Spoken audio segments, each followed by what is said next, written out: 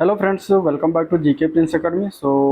हम लोग डिस्कस कर रहे थे जो है इलाहाबाद हाई कोर्ट के group C, group D driver और स्टेनोग्राफर के जो है प्रैक्टिस सेट का। ठीक है, तो आज ये प्रैक्टिस सेट जो होगा प्रैक्टिस सेट नंबर 12 होगा, जिसको हम लोग देखने वाले हैं। तो चलिए इस वीडियो को स्टार्ट करते हैं। ठीक है, स्टार्ट करने से पहले अगर आप लोग चैनल पर नए हो तो सब्सक्राइब नहीं किया तो चैनल को सब्सक्राइब करना मत भूलिएगा। साथ ही साथ वीडियो को भी लाइक करिएगा और अपने दोस्तों में शेयर करना मत भूलिएगा। ठीक है, फुल सिलेबस के अनुसार फुल प्रैक्टिस सेट है, मतलब 100 क्वेश्चन इसमें हैं और टोटल हम 100 क्वेश्चन देखने वाले हैं हिंदी के। इसके बाद जीएस, फिर इसके बाद इंग्लिश, फिर सबसे लास्ट में हम मैथ के 25 क्वेश्चन करेंगे, जो कि आपके एग्जाम के लिए बहुत ही हेल्पफुल होगा। चलिए शुरुआत करते हैं पहले क्वेश्चन से। पहला क्वेश्चन दिया गया है कि अर्ध विवृत स्वर इसमें से कौन सा है। ठीक है, पहला क्वेश्चन क्या दिया गया है, अर्ध विवृत स्वर इनमें से कौन सा होगा। तो ऑप्शन की बात करें तो ऑप्शन कौन सा सही हो जाएगा, तो ऑप्शन इसमें जो है बी पार्ट सही है। ठीक है, बी पार्ट करेक्ट है। अय जो होता है ए आय में अय जो होता है वो क्या होता है, अर्ध विवृत स्वर होता है। ठीक है, अब अगर हम इसके मतलब प्रकारों की अगर हम बात करते हैं तो मुख्य द्वार जो खुलने के आधार पर स्वर जो होता है वो 4 प्रकार का होता है। ठीक है, 4 प्रकार में कौन कौन सा आता है, उसमें पहला आ जाता है अर्ध विवृत स्वर, जिसमें क्या होता है कि इसमें मुख्य द्वार आधा खुलता है, जैसे कि छोटा आ, ए। ठीक है, इसके बाद इसमें आ जाता है औ। ये सभी जो आ जाते हैं ये अर्ध विवृत स्वर के अंतर्गत आ जाते हैं। दूसरा प्रकार जो होता है वो होता है अर्ध समृत स्वर। अर्ध समृत स्वर में अगर हम बात करें तो इसमें मुख्य द्वार आधा बंद रहता है, जैसे कि दो इसमें शब्द, दो वर्ड हैं, एक तो इसमें है ए और एक है ओ, ये हो गया अर्ध समृत स्वर। इसके बाद आता है समृत स्वर। समृत स्वर में क्या होता है कि मुख्य द्वार लगभग बंद रहता है, जैसे कि कौन कौन सा इसमें एग्जाम्पल हो, तो छोटी ई, बड़ी, छोटा ऊ, बड़ा ऊ, मतलब कि ये 4 जो स्वर होते हैं ये क्या होते हैं, समृत स्वर के अंतर्गत आते हैं। ठीक है, और एक होता है विवृत स्वर। तो विवृत स्वर में सिर्फ एक आता है बड़ा आ। बड़ा आ क्या होता है, विवृत स्वर का उदाहरण है, तो ये याद रखिएगा। तो इस तरीके से ये जो है आपको याद रखना है। नेक्स्ट क्वेश्चन देखते हैं, निम्नलिखित में से कौन सी वर्तनी इसमें से सही है। ठीक है, कौतूहल किस प्रकार से जो है सही रूप से लिखा हुआ है, इसमें कौन सा ऑप्शन सही है। तो यहाँ पे अगर हम देखेंगे तो सी पार्ट में जो कौतूहल लिखा हुआ है ये सही रूप से है, तो आंसर इसका हो जाएगा क्या, सी पार्ट करेक्ट हो जाएगा। ठीक है, कौतूहल क्या है, सही रूप से लिखा हुआ है। नेक्स्ट, शुद्ध वर्तनी वाले शब्द का चयन करिए। अगले क्वेश्चन है क्वेश्चन नंबर 3। तो शुद्ध वर्तनी में कहाँ लिखा हुआ है, तो यहाँ दैदीप्यमान। दैदीप्यमान की अगर हम बात करें तो यह सही है डी पार्ट वाला। डी पार्ट में जो दैदीप्यमान लिखा हुआ है यह सही रूप से लिखा हुआ है, इसका मतलब होता है चमकता हुआ। ठीक है, तो आंसर क्या हो जाएगा, बी ऑप्शन इसका करेक्ट हो जाएगा। ठीक है, आंसर क्या हो जाएगा, डी ऑप्शन इसका करेक्ट हो जाएगा। चलिए क्वेश्चन नंबर 4 देखते हैं। इस तरीके से दिया गया है, निम्नलिखित में से संज्ञा की दृष्टि से असंगत युग्म कौन सा है।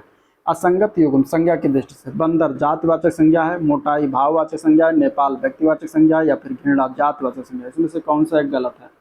क्वेश्चन नंबर 4 का आंसर क्या हो जाएगा, तो यहाँ अगर देखा जाए घृणा जो दिया गया है जातिवाचक, ये गलत है।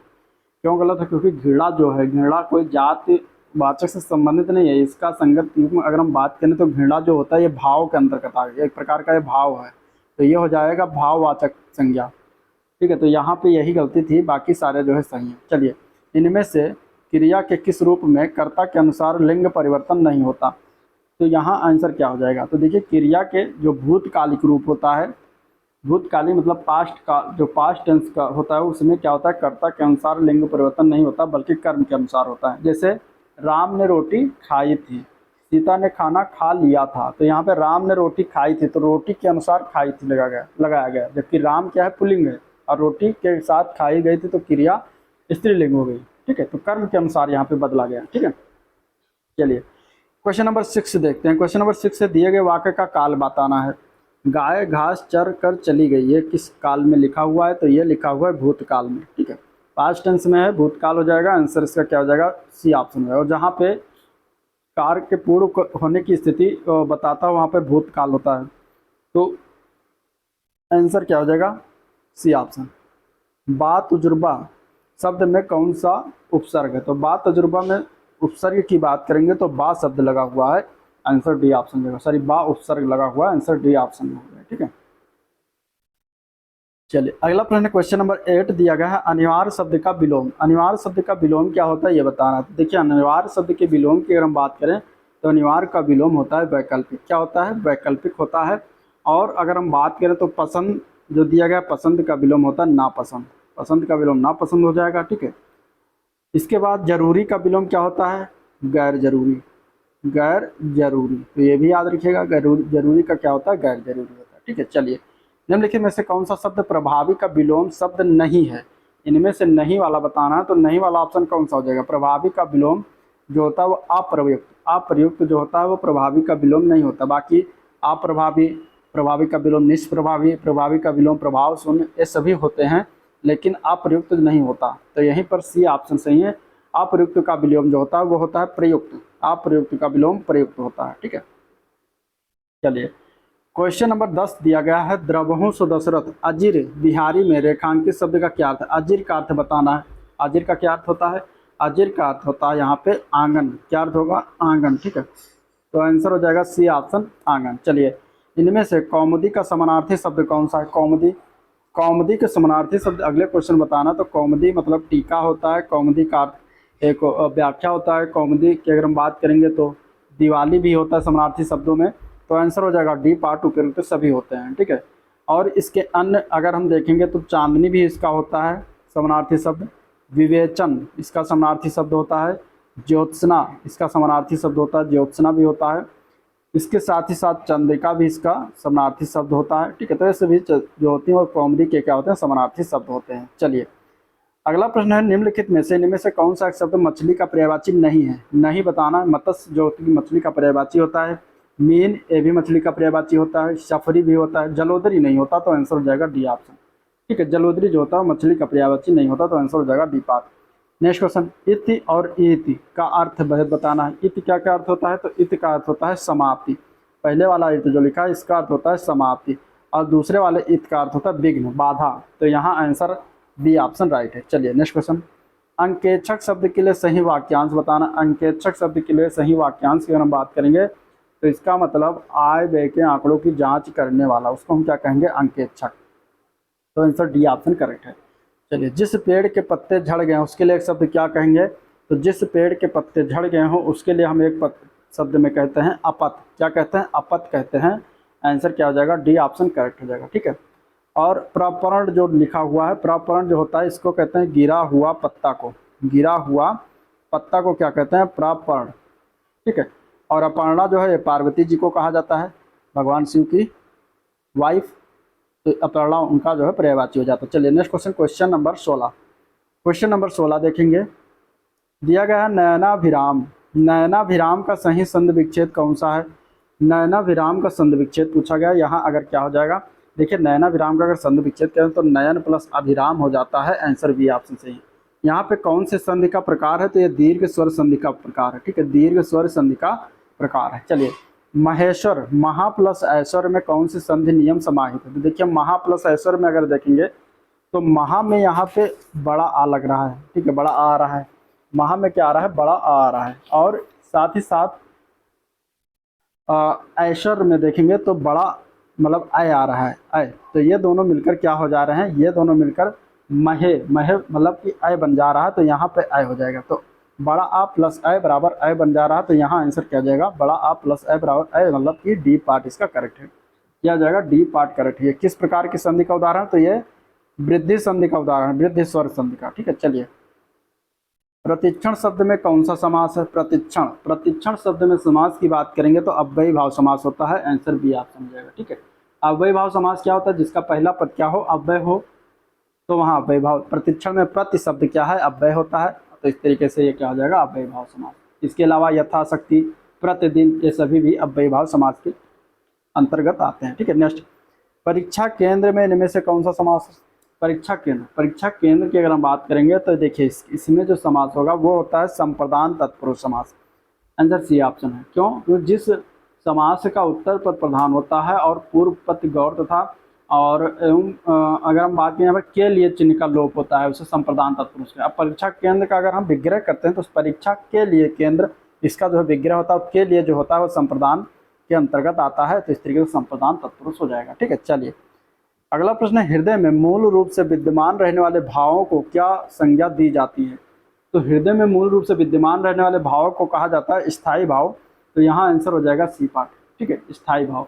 8 स्थायी भावों की तुलना आचार्य भरतमुनि ने सर्वप्रथम किया था, किंतु बाद में आचार्य मम्मट और अभिनव गुप्त ने जो है रसों की संख्या 9 मानी। ठीक है। तो इस तरीके से आचार्य उद्गट ने उद्गट ने जो है निर्वेद को भी स्थायी भावों का एक भेद माना है।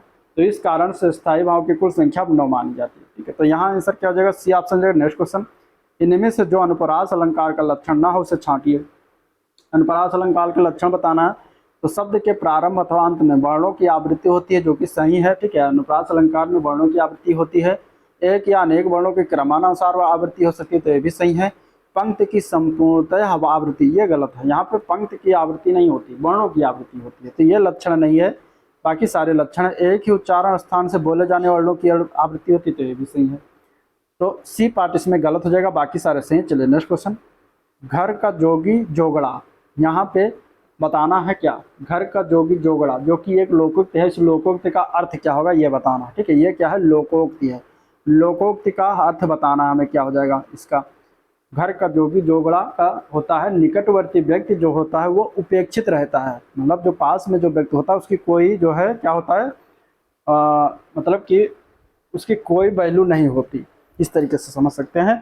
तो आंसर सी ऑप्शन राइट हो जाएगा। ठीक है, चलिए क्वेश्चन नंबर 23 से लेकर 25 तक आपको इस गद्यांश को पढ़ना है और इससे संबंधित जो है क्वेश्चन आपको देना है। ठीक है, गद्यांश को पढ़िएगा, हम क्वेश्चन की तरफ चलते हैं। पहला क्वेश्चन है कि कोई चारा नहीं है, इससे क्या तात्पर्य है, तो इसका मतलब होता है, गद्यांश जब पढ़ेंगे तो इसका तात्पर्य निकलेगा कि दूसरा रास्ता ना होना। ठीक है, तो आंसर बी पार्ट। नियत से क्या तात्पर्य, नियत से क्या तात्पर्य, नियत का अर्थ होता है इरादा, क्या होता है, इरादा। ठीक है, चलिए अगला क्वेश्चन, सात्विक नियत से क्या होता है, सात्विक नियत की अगर हम बात करेंगे तो इसका मतलब दुनिया का भला। ठीक है, जो अनुच्छेद आप पढ़ेंगे ऊपर जो दिया गया है तो उसका उससे यह अर्थ निकलेगा दुनिया का भला, मतलब सात्विक नियत। चलिए अब क्वेश्चन हम देखेंगे इंग्लिश के, क्वेश्चन नंबर 26। चलिए इंग्लिश के देखते हैं, फिर जीएस के देखेंगे, इसके बाद हम देखेंगे मैथ के। इसलिए वीडियो को लाइक और चैनल को सब्सक्राइब करते रहिएगा। ठीक है, चलिए 26 नंबर क्वेश्चन है, in the given sentence identify the segment which contains the grammatical error. कहाँ पर एरर दिया गया ये बताना है।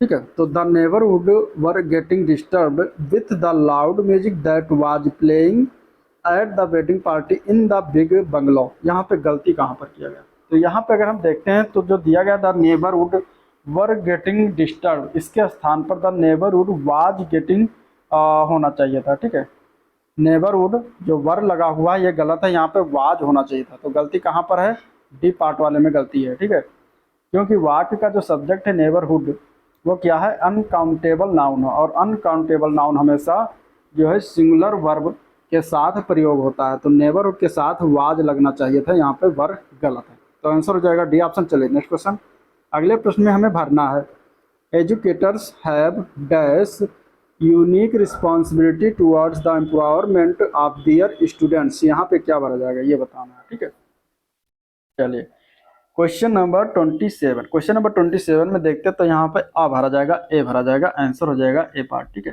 क्योंकि आर्टिकल यहाँ पे ए का प्रयोग कॉन्सोनेंट साउंड से शुरू होने वाले शब्द के पहले प्रयोग होता है, भले ही वो वोवेल अल्फ़ाबेट से शुरुआत हो। यहाँ पे यूनिक की अगर हम बात करेंगे तो यूनिक जो है कॉन्सोनेंट साउंड यू से प्रारंभ होता है। ठीक है, यू से, यूनिक तो यू से प्रारंभ होता है, इसलिए यहाँ पे ए भरा जाना उचित रहेगा। ठीक है, तो यहाँ आंसर क्या हो जाएगा, ए पार्ट। चलिए नेक्स्ट क्वेश्चन देखते हैं,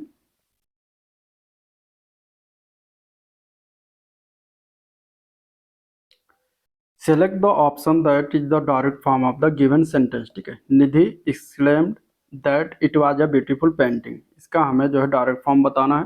क्वेश्चन नंबर 28 का आंसर क्या होगा, तो देखिए जहाँ पे वाक्य में एक्सक्लेम्ड जो लिखा हुआ है इसके प्रयोग से स्पष्ट है कि ये वाक्य का रिपोर्टेड स्पीच जो होगा वो एक्सक्लेमेटरी सेंटेंस में होगा, अतः इसका डायरेक्ट जो स्पीच बनेगा वो हो जाएगा डी पार्ट। ठीक है, Nidhi exclaimed what a beautiful painting, यहाँ पे एक्सक्लेमेटरी चिन्ह हो जाएगा लास्ट में, और यही ऑप्शन सही हो जाएगा, डी ऑप्शन। ठीक है, आंसर क्या हो जाएगा, डी ऑप्शन इसका करेक्ट है। चलिए क्वेश्चन नंबर 29 देखते हैं, दिया गया 29 नंबर क्वेश्चन दिया गया, select the correct passive form of the given sentence, इसका पैसिव बनाना है, passive wise, the government is helping the states affected by the cyclone. ठीक है, यहाँ पे इसका जो है पैसिव बनाना है, तो कैसे बनेगा, देखिए पैसिव बनाने के लिए हम क्या करते हैं कि उपरोक्त जो एक्टिव वॉइस है यहाँ पे देखिए इज प्लस हेल्पिंग मतलब आईएनजी फॉर्म लगा हुआ है, इससे स्पष्ट है कि ये सेंटेंस कंटिन्यूअस में है। अतः यहाँ पे पैसिव बनाने के लिए हम क्या करेंगे, जो ऑब्जेक्ट है इसका, ठीक है, ऑब्जेक्ट लिखेंगे, इसके बाद इज या आर जो भी लगेगा, इसके बाद प्लस करके बीइंग लगेंगे, फिर वर्ब का थर्ड फॉर्म होगा, फिर बाई करके सब्जेक्ट और अदर वर्ब लिखा जाएगा। तो यहाँ पे अगर सी पार्ट देखते हैं तो द स्टेट्स अफेक्टेड, ये हो गया इसका, क्या हो गया इसका, जो हो गया द स्टेट्स जो है affected by the cyclone are being helped by the government, ठीक है। तो यहाँ इसका आंसर हो जाएगा सी पार्ट, आंसर क्या हो जाएगा सी पार्ट हो जाएगा, ठीक है। आंसर क्या हो जाएगा सी पार्ट, क्योंकि इसका जो ऑब्जेक्ट है द स्टेट है, the state affected by the cyclone, ये हो गया। आप इज की जगह पे यहाँ पे आर हो जाएगा, being helped by the government हो जाएगा, आंसर हो जाएगा सी ऑप्शन। चलिए select the meaning of the given idiom, इसका हमें बताना है क्या अर्थ हो जाएगा। Be at your wits end, इसका अर्थ क्या होता है, तो इसका अर्थ क्या हो जाएगा, ऑप्शन में दिया गया है। यहाँ अगर देखें तो ये इडियम फ्रेज का अर्थ होता है बी ओवरवेल्म्ड विथ प्रॉब्लम्स, ठीक है। तो यहाँ आंसर सी ऑप्शन हो जाएगा, इसका मतलब होता है समस्या से अभिभूत होना या फिर घबरा जाना।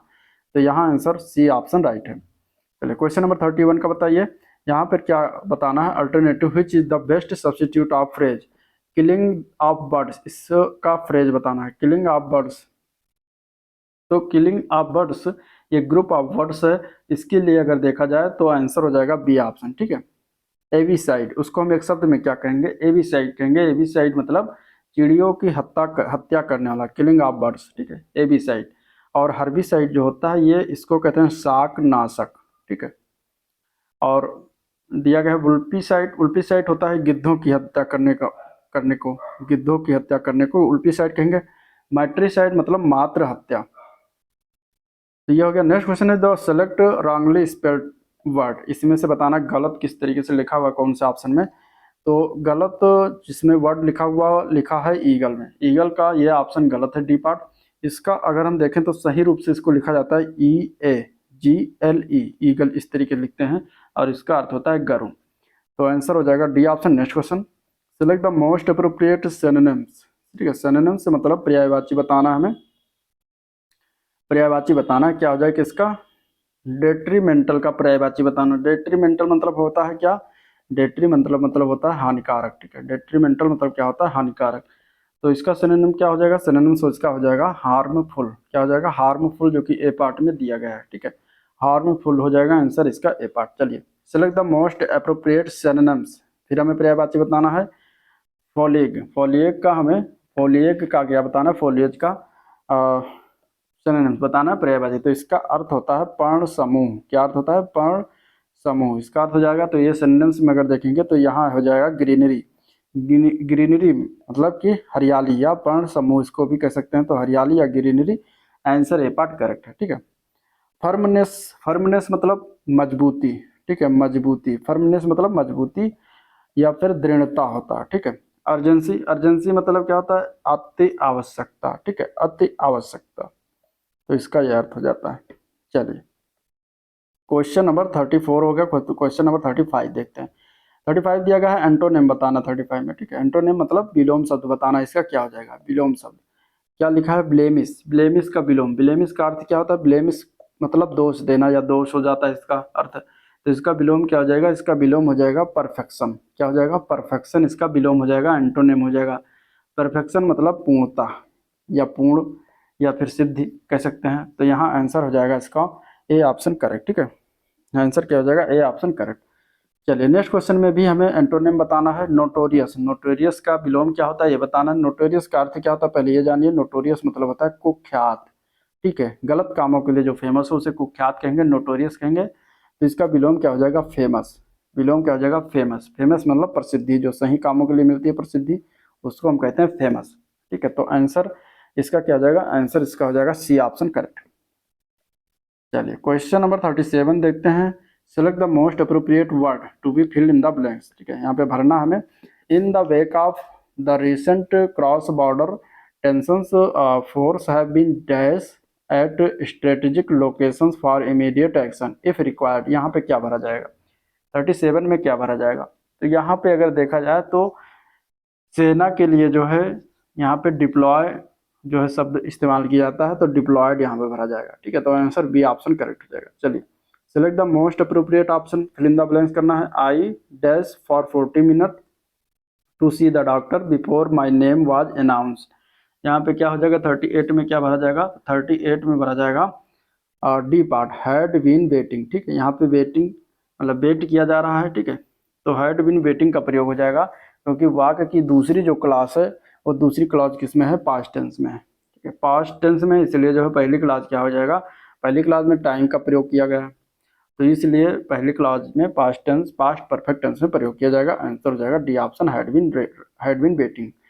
चलिए, fill in the blanks with the most appropriate word. We can not delay the project, it is urgent. यहाँ पे क्या भरेंगे, तो 39 में भरा जाएगा वी का आज। ठीक है, we can not delay the project, we का आज, इट इज अर्जेंट, क्योंकि बहुत जरूरी है, इसलिए यहाँ पे कंजंक्शन ये लगेगा, कंजंक्शन के रूप में वी का आज का प्रयोग करेंगे। चलिए, क्वेश्चन नंबर 40 में देखते हैं, तो select the appropriate option, fill in the blanks. ठीक है, the girl dash stood first in the class is a close friend. यहाँ पे क्या भरेंगे, तो क्वेश्चन नंबर 40 में भरा जाएगा हु। ठीक है, the girl who stood first in the class is a close friend. ठीक है, हु का प्रयोग होगा, क्योंकि वर्ब जो स्टूड है इसके प्रयोग से स्पष्ट हो जाता है कि इसके पहले सब्जेक्टिव केस के प्रोनाउन का प्रयोग होगा, जिसमें हम हु का प्रयोग करेंगे।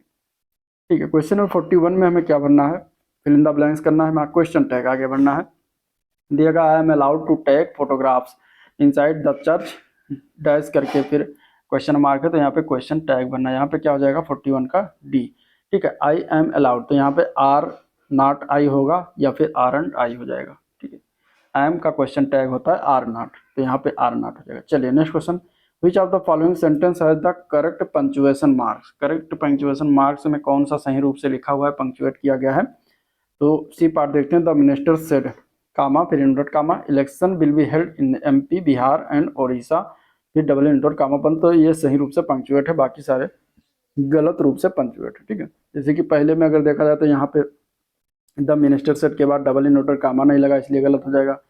यहाँ पे डबल इंडोट कामा लगा नहीं, सिंगल नहीं लगा है, तो ये इसलिए गलत हो जाएगा। ठीक है, फिर चौथे में अगर देखते हैं तो यहाँ भी सिंगल जो नीचे लगा होना चाहिए था वो नहीं लगा, तो ये भी गलत हो जाएगा, तो सी ऑप्शन करेक्ट है। चलिए, क्वेश्चन नंबर 43 है, since the principal was on leave the meeting had been dash. क्या होगा इसका आंसर, क्वेश्चन नंबर 43 में देखेंगे तो फ्रेजल वर्ब यहाँ प्रयोग होगा पुट ऑफ।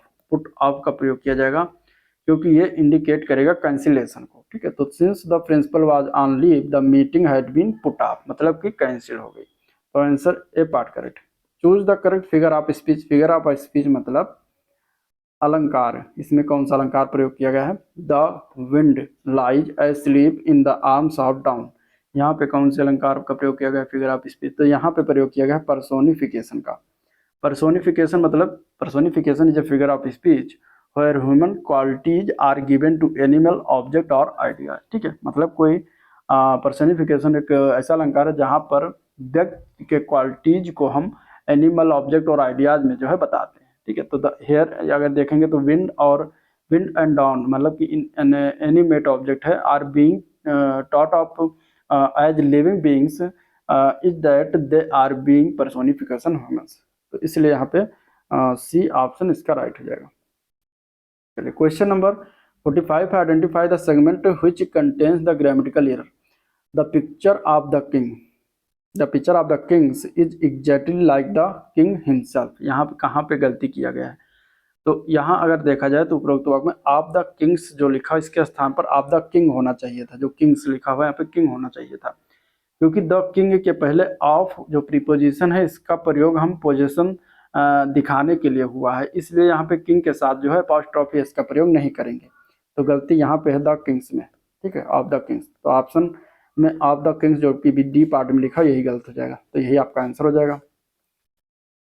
चलिए, क्वेश्चन नंबर 46। क्वेश्चन नंबर 46 की अगर हम बात करें, 46 में दिया गया है कि बताना following sentence has been split into 4 segment. अब यहाँ पे बताना एरर कहाँ पर दिया गया। ठीक है, पहला जो सेगमेंट है वो है द स्पोर्ट डे इवेंट्स, पहला हो गया विल बी कंडक्टेड, दूसरा सेगमेंट हो गया from 3:30 PM to 5:30 PM on Saturday. ठीक है, ये दिया गया है 4 सेगमेंट में, तो यहाँ पे बताना कि कहाँ पे एरर किया गया, अगर कहीं एरर हो तो बताइए। तो यहाँ पे अगर देखेंगे बी पार्ट में फ्रॉम 3:30 PM एंड 5:30 PM जो लिखा हुआ है, गलती यहाँ पर किया गया है। ठीक है, तो आंसर क्या हो जाएगा 46 का बी हो जाएगा, क्योंकि एंड के स्थान पर यहाँ पे टू का प्रयोग होना चाहिए था। ठीक है, जब कोई टाइम डिनोटिंग शब्द होता है, टाइम डिनोटिंग चीजें होती हैं, तब वहाँ पे फ्रॉम के साथ टू का स्ट्रक्चर का प्रयोग करते हैं। ठीक है, तो फ्रॉम यहाँ पे लगा है तो फ्रॉम के साथ यहाँ पे टू का प्रयोग किया जाएगा। तो आंसर बी पार्ट में एरर है, बी पार्ट हो जाएगा। Next question, choose the following sentence has been split for segment, वही ग्रामेटिकल एरर बताना है इसमें भी। Notwithstanding we were all busy that weekend we had to cancel the outing. यहाँ पे कहाँ पे गलती किया गया है, तो क्वेश्चन नंबर 46 में अगर देखेंगे नॉट विथ स्टैंडिंग मतलब कि इसका अर्थ होता है के बावजूद, इसके स्थान पर बिकॉज ऑफ मतलब के कारण का प्रयोग होगा, क्योंकि क्योंकि यह वाक्य के भाव के अनुसार जो है उपयुक्त अर्थ देता है। ठीक है, तो आंसर कहाँ पर गलती है, नॉट विथ स्टैंडिंग गलती है, आंसर इसका सी हो जाएगा। Next question, identify the segment in the sentence which contain grammatical error. Neither Sam nor I R interested in attending the meeting. यहाँ पे कहाँ पे एरर है, तो देखिए यहाँ पे एरर की अगर हम बात करेंगे तो आर जो दिया गया है, ठीक है, आर के स्थान पर यहाँ पे आई एम का प्रयोग होना चाहिए था, क्योंकि आई के साथ आई एम का प्रयोग होता है।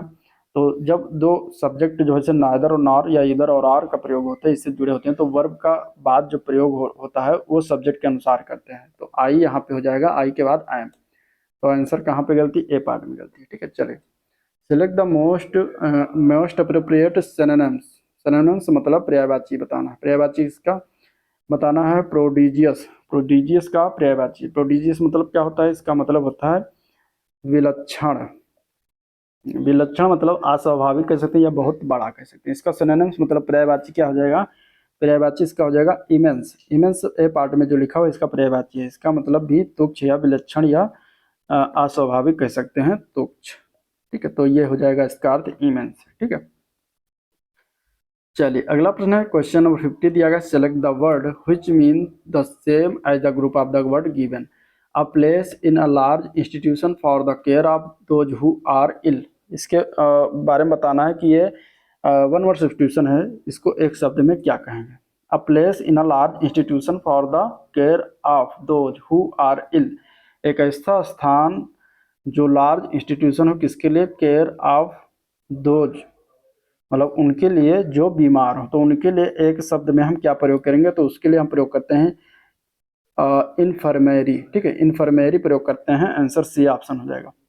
ठीक है, बाकी कैंप मतलब होता है डेरा डाल लगाना, शेल्टर मतलब होता है शरण लेना। ठीक है, क्लिनिक मतलब होता है चिकित्सालय। तो आंसर इसमें क्या है, इन्फर्मेरी सही है। तो इन्फर्मरी इसका राइट आंसर हो जाएगा, सी पार्ट। चलिए हो गया इंग्लिश के क्वेश्चन। अब हम देखेंगे जीएस के क्वेश्चन। जीएस का क्वेश्चन पहला दिया गया है, बुद्ध ने अपना प्रथम उपदेश कहाँ पर दिया था। ठीक है, ये क्वेश्चन है और इसमें हमें बताना है कि बुद्ध ने अपना प्रथम उपदेश कहाँ पर दिया था। ऑप्शन दिया गया है, तो बुद्ध के द्वारा प्रथम उपदेश की अगर हम बात करेंगे तो ये सारनाथ में दिया गया था। आंसर ए पार्ट हो जाएगा। ठीक है, बौद्ध धर्म के बाद की बात करें तो बौद्ध धर्म जो है इसके संस्थापक कौन थे, तो इसके संस्थापक थे बौद्ध धर्म के भगवान बुद्ध। ठीक है, तो भगवान बुद्ध थे, महात्मा बुद्ध थे, तो ये इनके संस्थापक थे। इनका जन्म हुआ था 563 ईसा पूर्व में। 563 ईसा पूर्व में इनका जन्म हुआ था कपिलवस्तु के नामक स्थान पर। ठीक है, तो ये भी चीज़ें याद रखिएगा। और इन्हें जो है ज्ञान की प्राप्ति कहाँ पर हुई थी, बोध गया में। ज्ञान की प्राप्ति कहाँ पर हुई थी, बोध गया में हुआ था। ठीक है, ज्ञान की प्राप्ति कहाँ पर हुई थी, बोध गया में। पहला उपदेश इन्होंने सारनाथ में दिया था। पहला उपदेश कहाँ दिया था, सारनाथ में दिया था। ठीक है, तो आंसर इसका क्या हो जाएगा, ए पार्ट। चलिए नेक्स्ट क्वेश्चन, महाराजा धीराज की उपाधि धारण करने वाले प्रथम गुप्त शासक कौन थे। महाराजा धीराज की उपाधि धारण करने वाले प्रथम गुप्त शासक कौन थे, तो उनका नाम था चंद्रगुप्त प्रथम। कौन थे, चंद्रगुप्त प्रथम, डी ऑप्शन सी हो जाएगा। इन्हें जो है सर्वप्रथम इन्होंने महाराजा धीराज की धारण उपाधि जो है धारण किया था। और ये जो है गुप्त वंश का शासक था। और ये जो है इन्हें इसने गुप्त संवत का जो है प्रारंभ किया था। तो गुप्त संवत भी याद रखिएगा किसके द्वारा प्रारंभ किया गया, करवाया गया था, तो इसी ने ही करवाया था। ठीक है, चलिए अगला प्रश्न है, किस वास्तुशिल्पी के संदर्भ में दो गुंबद प्रमुख विशेषताएं हैं। खिलजी, तुगलक, लोधी, सैयद। यहाँ पे क्या हो जाएगा आंसर, तो देखिए लोधी काल को मकबरों का काल कहा जाता है। ठीक है, जिसमें आपको सिकंदर लोधी, बहलोल लोधी, इब्राहिम लोधी मिल जाते हैं। तो इसी लोधी काल की जो स्थापत्य कला की विशेषता थी वो स्थानीय शिल्प और तुर्की शिल्प का जो है मिश्रण था। सिकंदर लोदी के समय एक नई शैली की शुरुआत हुई जिसमें एक गुंबद के स्थान पर दोहरे गुंबद का प्रयोग किया गया था और लोदी काल में जो है अष्टभुजी मकबरों का बहुतायत निर्माण किया जाता था। तो दो गुंबद जो प्रमुख विशेषता है वो लोदी काल की है। आंसर सी ऑप्शन हो जाएगा। ठीक है, अगला प्रश्न, 1948 से निम्न में कौन सी घटना नहीं हुई थी? इनमें से 1948 से, क्वेश्चन क्या है, क्वेश्चन नंबर 54, 1948 से निम्न में से कौन सी घटना नहीं हुई थी? अब यहाँ पे देखते हैं कौन कौन सी घटनाएं दी गई हैं। पहला इसमें घटना दिया गया महात्मा गांधी जी की हत्या, दूसरा है भारतीय संविधान की स्वीकृति, तीसरा है श्री राजगोपालाचारी भारत का प्रथम गवर्नर जनरल बने, भारत ने लंदन ओलंपिक्स में हॉकी में स्वर्ण पदक जीता। इसमें कौन सी घटना 1948 के बाद नहीं हुई थी ये बताना। तो यहाँ पे आंसर क्या हो जाएगा? आंसर इसका हो जाएगा बी पार्ट। ठीक है, आंसर क्या हो जाएगा? B part. भारतीय संविधान की स्वीकृति जो दिया गया है ये जो है घटना नहीं हुई थी। अगर हम बात करेंगे तो 1948 में महात्मा गांधी जी की हत्या हुई थी। भारतीय संविधान की स्वीकृति जो हुई थी वो 1949 में हुआ था। ठीक है, प्रथम गवर्नर जो जनरल बने थे श्री राजगोपालाचारी प्रथम भारतीय, वो थे 1948 में इन्हें बनाया गया था। भारत ने लंदन में ओलंपिक में हॉकी स्वर्ण पदक ये भी 1948 में ही जीता था। ठीक है, तो इसमें आंसर क्या हो जाएगा? बी ऑप्शन हो जाएगा। चलिए नेक्स्ट क्वेश्चन देखते हैं। क्वेश्चन नंबर 55 दिया गया है, ब्रिटिश प्रधानमंत्री इटली ने यह घोषणा किया, यह उद्घोषणा कब किया कि ब्रिटिश भारत से निकल रहे हैं? तो ये जब उस समय तत्कालीन ब्रिटिश प्रधानमंत्री हुआ करता था इटली, तो उसने कब घोषणा किया था ये बताना। तो यह घोषणा उसके द्वारा 20 फरवरी 1947 को किया गया था। ठीक है, उसके द्वारा 20 फरवरी 1947 के द्वारा ब्रिटेन का प्रधानमंत्री था क्लीमेंट एटली, उसने जो है भारत की स्वतंत्रता के संबंध में घोषणा करते हुए कहा था कि 30 जून 1948 से पहले भारत को स्वतंत्र कर दिया जाएगा। और इसी क्रम में 3 जून 1947 को भारत के वायसराय माउंटबेटन ने 15 अगस्त 1947 को भारत की स्वतंत्रता घोषणा किया था। ठीक है, चलिए नेक्स्ट क्वेश्चन है, बनिहाल दर्रा कहाँ पर अवस्थित है? बनिहाल दर्रा की अगर हम बात करें तो ये स्थित है जम्मू एंड कश्मीर में। ठीक है, आंसर हो जाएगा ए पार्ट। जम्मू कश्मीर का एक श्रेणी है, पर्वत श्रेणी पीर पंजाल, तो वहाँ पे वहीं पर जो है ये स्थित है। तो आंसर क्या हो जाएगा? ए पार्ट करेक्ट हो जाएगा। ठीक है, जो कि ये किसको जोड़ता है? तो जम्मू को श्रीनगर से ये दर्रा जोड़ता है और इसी के अंतर्गत बनिहाल दर्रे के अंतर्गत ही जवाहर सुरंग जो है स्थित है। चलिए अगला प्रश्न है, इनमें से कौन सी लैगून झील है? लैगून झील इनमें से किसको कहा जाता है? लैगून झील की अगर हम बात करेंगे तो वो है कयाल झील, जो कि पड़ती है केरल में। ठीक है, तो आंसर हो जाएगा डी ऑप्शन। समुद्र तट के किनारे पर स्थित ऐसी उथली जल संरचना जो खारा हो, खारे पानी की झील हो, उसको हम कहते हैं लैगून। ठीक है, लैगून कहलाता है। चिल्का झील जो उड़ीसा की है वो भी जो है भारत की सबसे बड़ी खारे पानी की झील है। ठीक है, केरल में लैगून झील को कयाल कहा जाता है। केरल में लैगून झील को क्या कहते हैं? कयाल कहते हैं। तो आंसर इसका हो जाएगा डी ऑप्शन। आंसर क्या हो जाएगा? डी ऑप्शन हो जाएगा। ठीक है,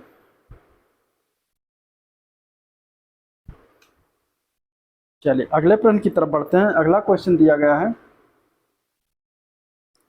क्वेश्चन नंबर 58 दिया गया, उत्सर्जित होने का प्रमुख कारण क्या है? किसके? घरों के भीतर वायु प्रदूषण उत्सर्जित होने का प्रमुख कारण क्या है? तो घरों के भीतर वायु का उत्सर्जित होने का प्रमुख कारण है हाइड्रोकार्बन। ठीक है, आंसर क्या हो जाएगा? आंसर हो जाएगा ए पार्ट, हाइड्रोकार्बन हो जाएगा।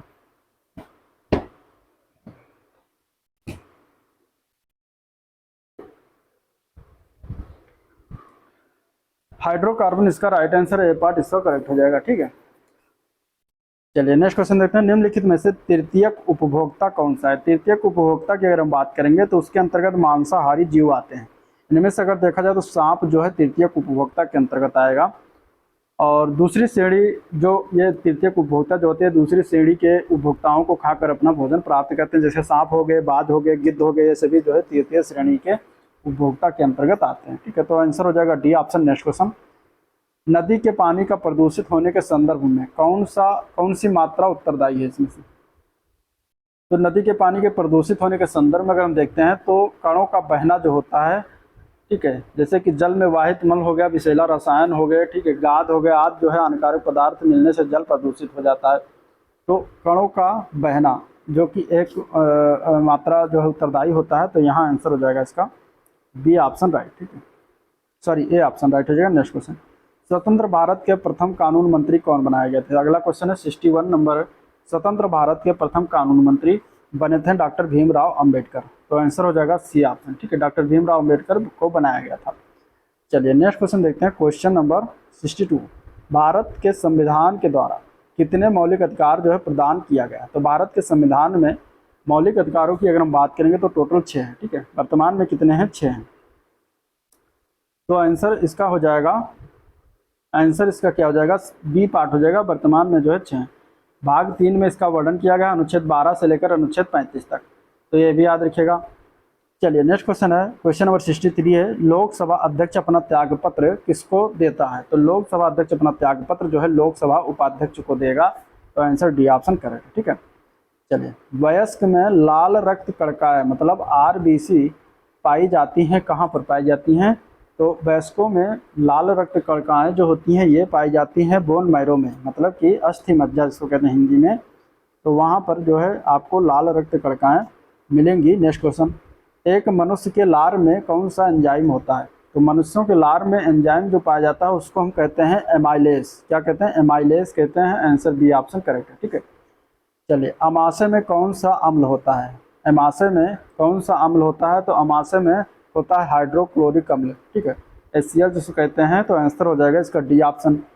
चलिए नेक्स्ट क्वेश्चन है, क्वेश्चन नंबर 67 है, एम नत्रा एक 13 वर्षीय बालिका की नियुक्ति संयुक्त राष्ट्र के विकास और शांति संघ ने गुडविल एम्बेसडर के फॉर द पुअर के रूप में किया है, और ये है किस शहर से हैं? मतलब वो एम नत्रा किस शहर से, ये बताना है। तो ये हैं मदुरई से, ठीक है। आंसर क्या हो जाएगा? मदुरई से हैं, जो कि तमिलनाडु में पड़ता है। तो आंसर ए पार्ट करेक्ट है। चलिए क्वेश्चन नंबर 68 है, विकास का LPG मतलब कि लिबरलाइजेशन, प्राइवेटाइजेशन और ग्लोबलाइजेशन जिसको कहते हैं LPG का सिद्धांत किसने प्रस्तावित किया था? तो ये प्रस्तावित किया गया था डॉक्टर मनमोहन सिंह के द्वारा 1991 में, ठीक है। चलिए क्वेश्चन नंबर 69 दिया गया है कि निम्नलिखित में से कौन सी कुंजी फाइल का नाम बदलने के लिए प्रयोग किया था? इनमें से कौन सी फंक्शन की है जिससे फाइल बदलने का काम प्रयोग में लाया जाता है?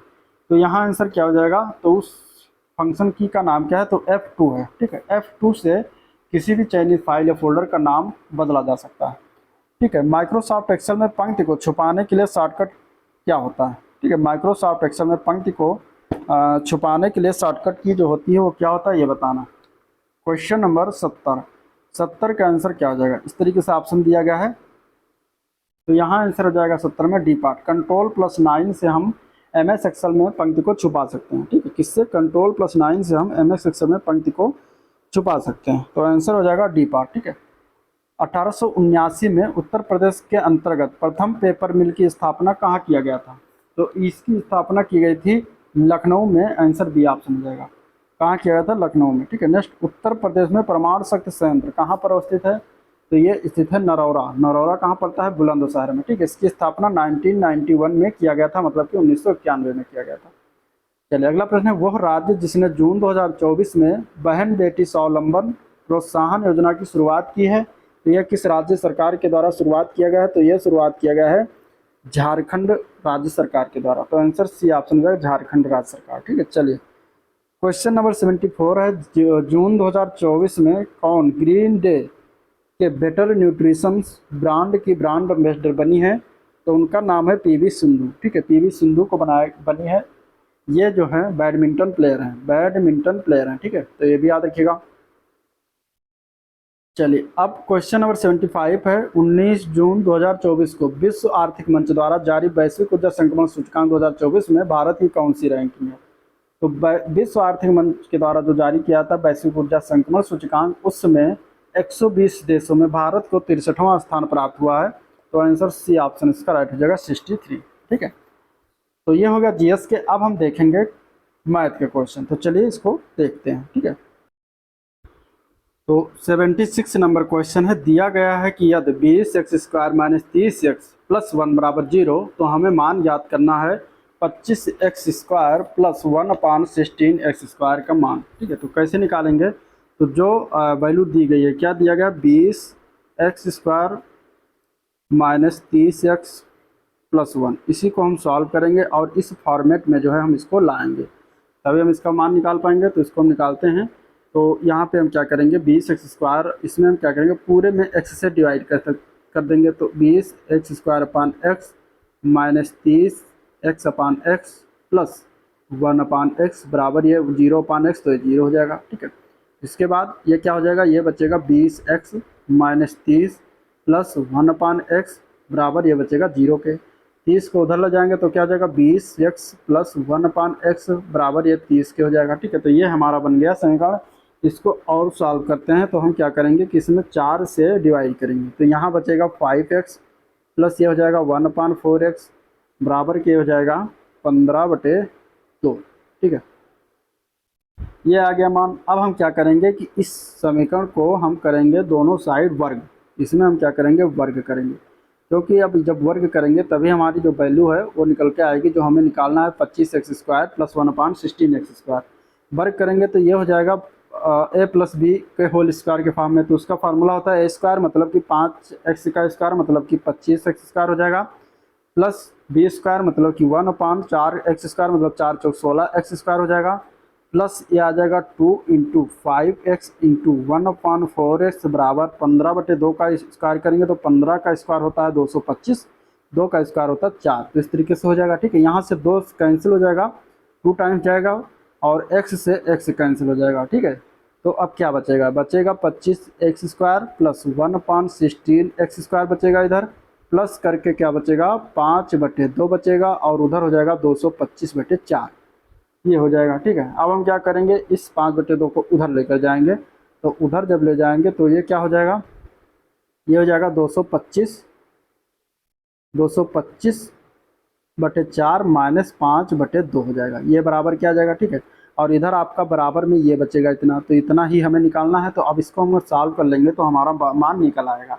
इसको जब हम घटाएंगे तो यहाँ पे क्या करेंगे, एलसीएम लेंगे 4 और ये हो जाएगा ऊपर 225, इधर हो जाएगा 2 से गुणा तो ऊपर 5 दूनी 10 हो जाएगा, घटाएंगे तो बचेगा 215/4। ठीक है, और सॉल्व करते हैं क्वेश्चन फॉर्म में, तो हो जाएगा ये 53 सही 3/4, और यही हमें पूछा गया था, तो 53 सही 3/4 इसका राइट आंसर हो जाएगा, जो किसी पार्ट में दिया गया है। ठीक है, तो इस टाइप का क्वेश्चन हम इस तरीके से लगाएंगे। चलिए अगला प्रिंट की तरफ बढ़ते हैं। क्वेश्चन नंबर क्या है, क्वेश्चन नंबर 77 देखेंगे।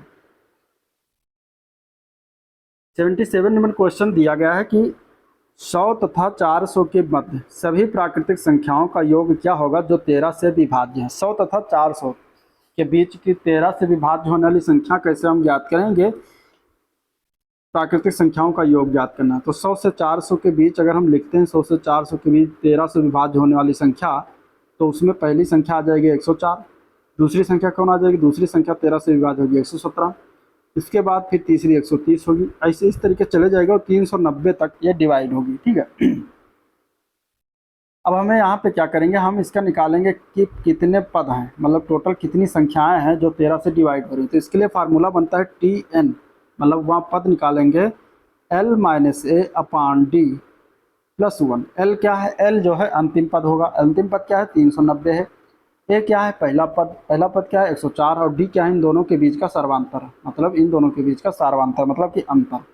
ठीक है, ये प्लस 1 होगा यहाँ पे, फिर लिख देंगे तो 390 माइनस A मतलब कि -104 अपान 13।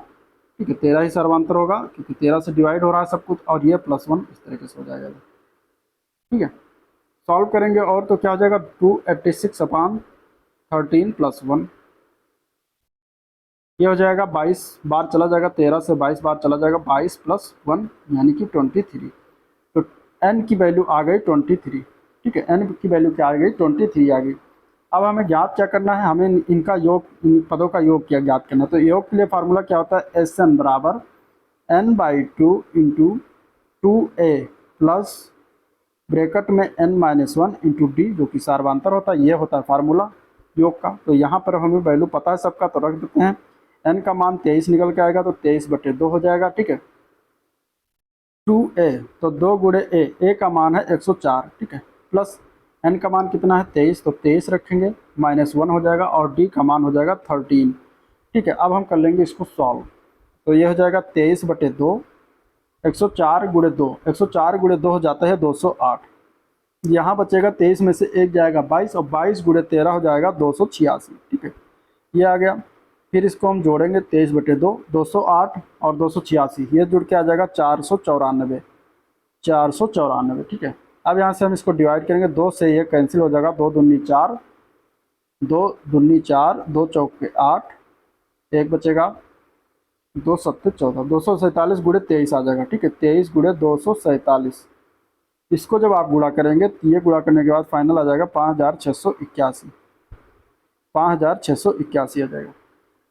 और हमें यही वैल्यू ज्ञात करना था, ठीक है, इन सभी का योग। तो 5681 जो है इसका राइट आंसर हो जाएगा, जो कि कहाँ दिया गया, ए पार्ट में दिया गया है, और ए पार्ट ही करेक्ट हो जाएगा, ठीक है। ए पार्ट क्या हो जाएगा, इसका राइट आंसर है।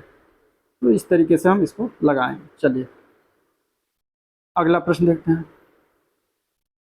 क्वेश्चन नंबर 78, क्वेश्चन नंबर 78 दिया गया है कि हमें याद करना है 13 का क्यूब प्लस 16 का क्यूब प्लस 18 का क्यूब, ठीक है। इसके बाद प्लस डैश डैश प्लस 30 का क्यूब का मान हमें ज्ञात करना क्या होगा, ठीक है। तो इसके लिए हम क्या करेंगे, प्रथम n सम संख्याओं के घनों का योग का फार्मूला क्या होता है।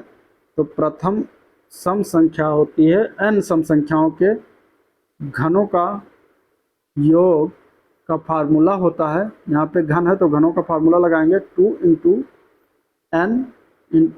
n प्लस 1 का होल स्क्वायर। इस तरीके से ये फार्मूला होता है। तो हमें इतनी वैल्यू की हमें क्या ज्ञात करना है, 14 cube plus 16 cube plus 18 cube dash dash 30 cube के। तो कितने n यहाँ पे पद हैं टोटल, तो 14 से लेकर 30, दो गैप हैं, तो यहाँ पे कितने हो जाएंगे, तो यहाँ पे हो जाएंगे 15 पद, ठीक है। 15 पद हो जाएंगे तो n का मान 15 हो जाएगा। तो यहाँ पे हम क्या करेंगे कि अगर हम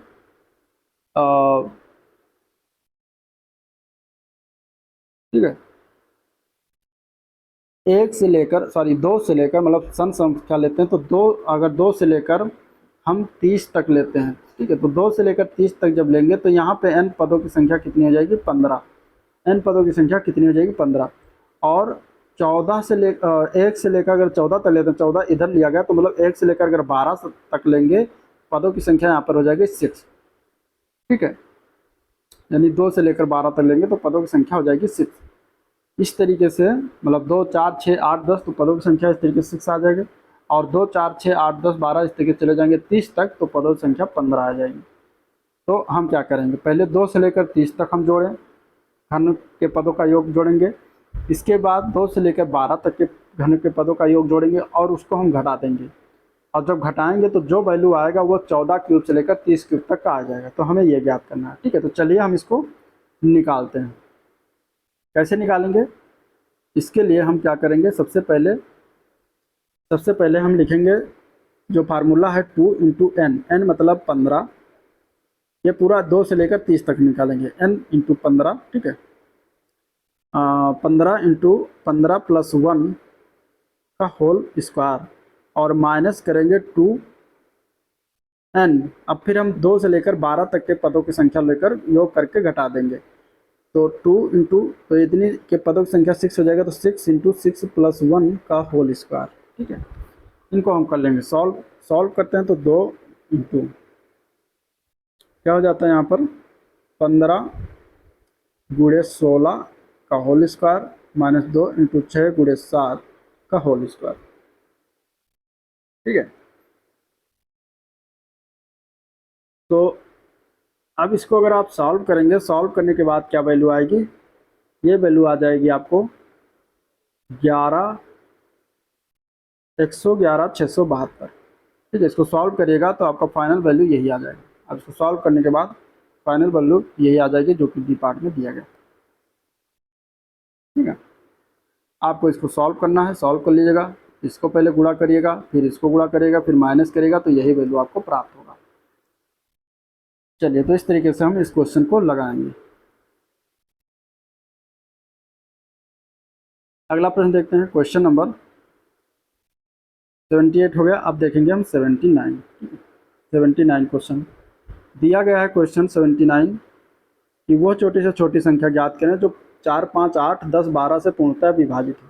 तो यहाँ पे हम क्या करेंगे, 4, 5, 8, 10 और 12 से पूर्णतः विभाजित हो, तो इसका हम ले लेंगे एलसीएम। इसका एलसीएम कितना हो जाएगा, तो इसका एलसीएम निकालिएगा 120 आ जाएगा। इसका एलसीएम कितना हो जाएगा 120। तो 120 वो छोटी से छोटी संख्या है जो विभाजित हो जाएगी इन सभी संख्याओं से।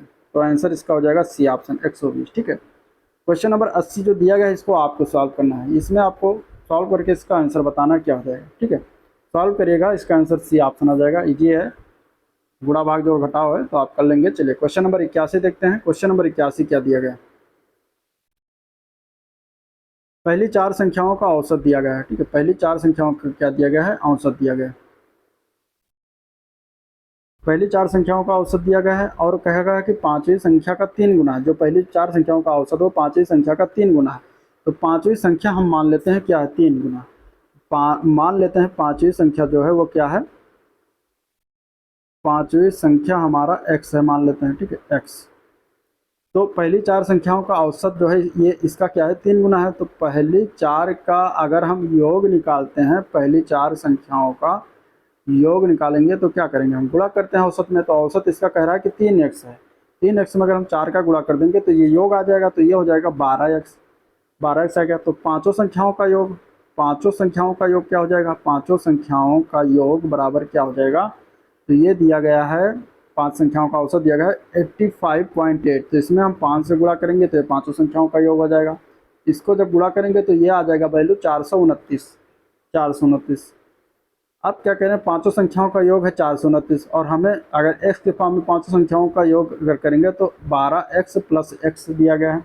ये बराबर क्या है 429। यहाँ से हो जाएगा 13x बराबर 429। तो x की वैल्यू क्या आ जाएगी, यहाँ पे 13 से डिवाइड करेंगे तो ये हो जाएगा 33 बार जाएगा, x की वैल्यू 33 आ जाएगी। तो पांचवी संख्या ही बताना था जो कि हमने x बराबर माना था और इस तरीके से यहाँ पे 33 हो जाएगा आंसर। 33 इसका राइट आंसर। ठीक है, 33 क्या है इसका राइट आंसर। चलिए क्वेश्चन नंबर हो गया 81। अब हम देखते हैं 82। क्वेश्चन नंबर क्या देखेंगे, 82। दिया गया है कि यदि 1180 रुपये की राशि है ABC में इस प्रकार की बांटी जाती है कि A के हिस्से का 2 गुना, B के हिस्से का 5 गुना और C के हिस्से का 7 गुना बराबर हो, तो A का हिस्सा ज्ञात करना है। तो यहाँ पे दिया क्या गया है, दिया गया है A बराबर मतलब 2A बराबर, A के हिस्से का 2 गुना मतलब कि 2A बराबर दिया गया है। B के हिस्से का 5 गुना मतलब 5B बराबर के दिया गया है।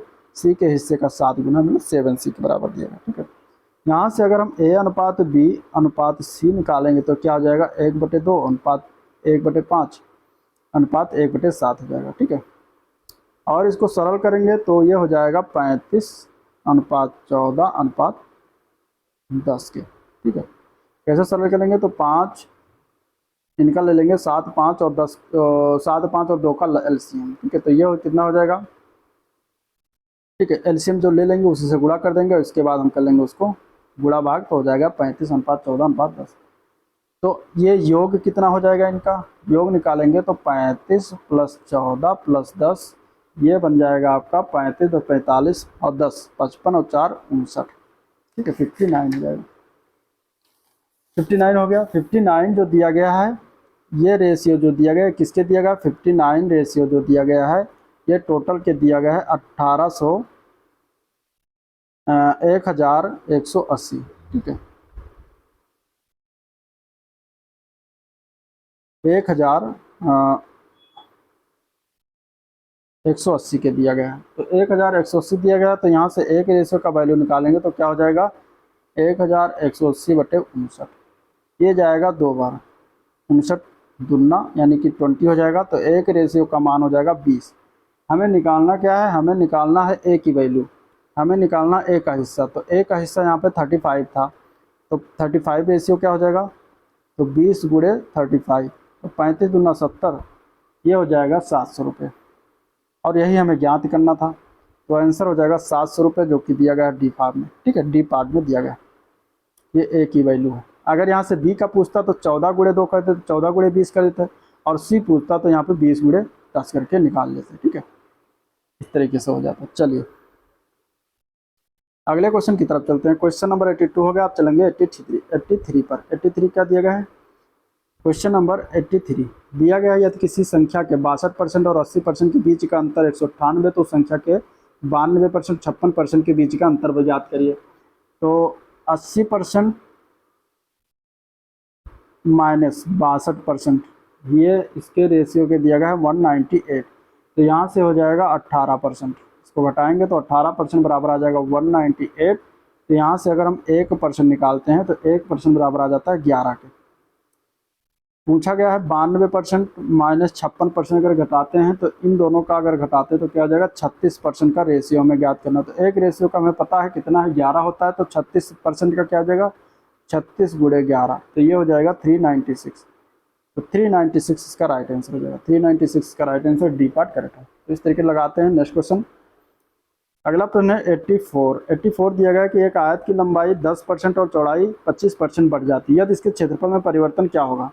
क्षेत्र में परिवर्तन, इस प्रकार के क्वेश्चन जब आते हैं तो इसको क्या करते हैं, सवाल फार्मूला होता है x plus y plus x y upon 100। अगर दोनों बड़ी होती है तो सब प्लस ले लेते हैं, अगर घटता है तो वहाँ पे माइनस लगा देंगे। तो 10% बढ़ती है, 25% बढ़ती है, प्लस 10 गुणे 25 बटे 100। यहाँ से जीरो कट जाएगा, 5 दूनी 10, 25 हो जाएगा, 25 10 35 प्लस 5 बटे 2 हो जाएगा।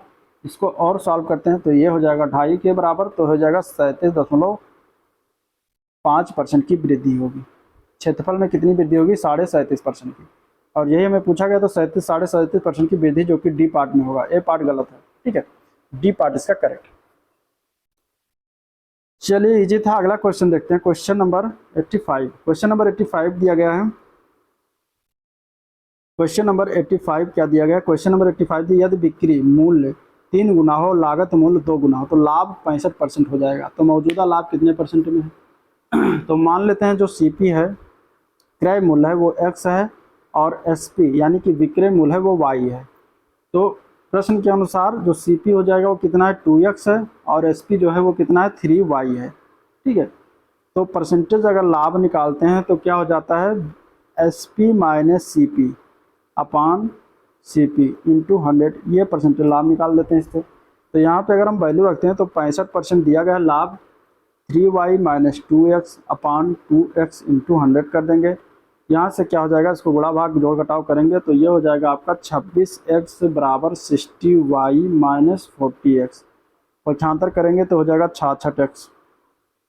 66x बराबर 60y के। तो y x अपान वाई बराबर क्या हो जाएगा 60 बटे 66 मतलब 10 बटे 11 हो जाएगा। तो परसेंटेज लाभ क्या हो जाएगा, x का मैंने माना था cp, अब cp ये हो गया, sp ये हो गया। तो मतलब कि 10 रुपये के सामान 11 रुपये में बेच रहे हैं, 1 रुपये का लाभ हो रहा है 10 रुपये पे, तो आंसर इसका क्या हो जाएगा, इस तरीके से हम निकाल देंगे। परसेंटेज प्रॉफिट 100 से डिवाइड करेंगे तो 10% जो है क्या होगा उसका लाभ हो जाएगा, 10% क्या हो जाएगा उसका लाभ हो जाएगा। तो आंसर इसका क्या हो जाएगा, डी ऑप्शन करेक्ट, तो 10% लाभ हो गया, आंसर डी ऑप्शन करेक्ट हो जाएगा। चलिए क्वेश्चन नंबर 85 हो गया। आप देखते हैं 86 नंबर क्वेश्चन। 86 नंबर क्वेश्चन क्या है, 86 नंबर क्वेश्चन दिया गया है कि एक किसान गेहूं बेचता है, वो दो हिस्सों 2 किस्मों के गेहूं को मिला देता है, ठीक है, जिनकी वो खेती करता है। पहली किस्म के 30 किलोग्राम की लागत 900 रुपये, दूसरी किस्म के 20 किलोग्राम गेहूं की लागत 1100 रुपये। औसत मूल्य पर 25% लाभ कमाने के लिए उसे गेहूं को प्रति किलोग्राम किस मूल्य पर बेचना चाहिए। चलिए इसको मानते हैं कैसे, तो मान लेते हैं कुल क्रय मूल्य कितना है, ठीक है, 2 बार लागत मूल्य मिलाया गया तो कुल क्रय मूल्य मतलब सीपी हो जाएगा 900 प्लस 1100 बराबर ये दिया हो जाएगा 2000 रुपये के। अब मानते हैं कि गेहूं का प्रति किलोग्राम विक्रय मूल्य मतलब कि एसपी बराबर एक्स है, एक्स रुपये प्रति किलोग्राम है, एक्स रुपये प्रति किलोग्राम ये मान लेते हैं, ठीक है, माना। तो प्रश्न के अनुसार 50 किलोग्राम गेहूं एक्स रुपये में बेचते हैं, तो ये बराबर हो जाता है 2000 गुणे 25% का लाभ कमाता है, मतलब कि 125 बटे 100 इसमें गुणा कर देंगे तो ये हो जाएगा इसके बराबर क्या। यहाँ से सॉल्व करेंगे तो ये कट जाएगा 2 जीरो, 1 जीरो यहाँ से कैंसिल हो जाएगा, ठीक है, 5 25 आ जाएगा, एक्स बराबर हो जाएगा 25 दूना 50 के। तो यही हमारा हो जाएगा एक्स का मान 50 रुपये प्रति किलोग्राम में उसे बेचना चाहिए। कितने में बेचना चाहिए 50 रुपये प्रति किलोग्राम। तो आंसर सी ऑप्शन इसका राइट है, ठीक है। चलिए क्वेश्चन नंबर 87 देखते हैं। 87 दिया गया है 87 नंबर क्वेश्चन देखते हैं क्या दिया गया। 87 नंबर क्वेश्चन दिया गया है 4500 रुपये की धनराशि वार्षिक साधारण ब्याज की कितनी दर पर 5 वर्षों में 6525 हो जाएगी। यहाँ पे हमें दर निकालना है। तो 5 वर्ष के लिए अगर हम निकालते हैं ब्याज दर, सिंपल इंटरेस्ट ब्याज दर, तो वो कैसे निकलेगा। तो देखिए इसमें से अमाउंट दिया गया 6250 प्लस माइनस हो जाएगा मूलधन, मतलब ए 4500 बटे 4500 इंटू 100 कर देंगे तो ये हमारा निकल आएगा ऐसा ही 5 वर्षों के लिए 2025 ऊपर हो जाएगा बटे 4500 इंटू 100। यहाँ से 20 कैंसिल हो जाएगा, ये गुणा भाग करेंगे तो आपको 45 आ जाएगा। ठीक है, ये मिला हमें जो है क्या 45 जो मिला है 5 वर्ष के लिए मिला। अब 5 वर्ष के लिए 45%, तो 1 वर्ष के लिए, 1 वर्ष के लिए अगर हम निकालेंगे तो 45 बटे 5 करेंगे और इसको भाग करेंगे तो ये आ जाएगा 9%। तो 9% हो जाएगा इसका रेशियो, 9% जो कि ए पार्ट में दिया गया। तो इस तरीके से हम इसको लगा लेंगे। चलिए अगले प्रश्न की तरफ बढ़ते हैं। Question number 88। क्वेश्चन नंबर 88 दिया गया है कि कोई धनराशि, ठीक है, कोई धनराशि 6% वार्षिक ब्याज चक्रवृद्धि ब्याज के दर पर 2 वर्षों में 2,80,900 रुपये हो जाता, तो धनराशि ज्ञात करना है। तो देखिए एक तो फार्मूला है ए बराबर पी इंटू 1 प्लस आर अपन 100 की पावर टी, वहाँ पर सारे मान रखिए, इसके बाद सॉल्व करिए, हल हो जाएगा। और एक ये है ट्रिक, कौन सा ट्रिक है, 6% ब्याज दिया गया, मतलब कि 6/100 करेंगे, मतलब कि ये हो जाएगा 2 तैया 6 2 पंचे 10 3/50, यानी कि कोई बस 50 रुपये में बेचते हैं तो अगली बार में 53 रुपये हो जाएगा उसका अमाउंट। ठीक है, फिर 50 रुपये अगले साल लगेगा उस पर बाद, और अगले साल फिर 53 रुपये उसका अमाउंट हो जाएगा। तो ये दोनों हो जाएगा 50 का स्क्वायर, ये हो जाएगा आपका पी, और ये हो जाएगा 53 का स्क्वायर, ये आपका हो जाएगा अमाउंट। ठीक है, ये हो जाएगा पी मूलधन। तो इस तरीके से 53 का स्क्वायर, और दिया गया है 2 वर्षों में 2,80,900 हो जाती है, मतलब कि जो 53 का स्क्वायर है ये दिया गया है रेशियो के 2,80,900। तो यहाँ पे एक रेशियो का निकालेंगे तो 2,80,900 बटे 53 का स्क्वायर। ठीक है, 53 का स्क्वायर करिएगा फिर इसको भाग करिएगा तो एक रेशियो की वैल्यू आपको आ जाएगी 25 के। ठीक है, 280 भागे 53 का स्क्वायर। ठीक है, 53 का स्क्वायर क्या होता है, 159 होता है। तो 2,80,900 बटे 159। ठीक है, सॉरी 53 का स्क्वायर हो जाएगा, 53 का स्क्वायर गलत हो गया, 53 का स्क्वायर ये नहीं होगा, 53 का स्क्वायर हो जाएगा 2,809। इसको जब डिवाइड करेंगे 2,80,000 से 2,80,900 को अगर हम डिवाइड करते हैं, ठीक है, तो एक रेशियो के बराबर ही आ जाता है 100 के। यहाँ से एक कट जाएगा 100 आ जाएगा, एक रेशियो 100 आ गया। तो 50 रेशियो हमें पी निकालना है मूलधन, तो 50 का स्क्वायर रेशियो क्या हो जाएगा, तो 100 गुणे 50 का स्क्वायर रेशियो, ये हो जाएगा वैल्यू। अब इसको जब आप गुणा करेंगे, ठीक है, तो ये हो जाएगा 25 50 25 2 0 2 0 और तो 2,50,000 रुपये, ये आपका वैल्यू निकल के आएगा पी का मतलब मूलधन। तो मूलधन यही हो जाएगा 2,50,000, जो कि बी पार्ट में दिया गया। तो 88 का आंसर हो जाएगा बी पार्ट। ठीक है, चलिए क्वेश्चन नंबर 89, 89 नंबर क्वेश्चन दिया गया है।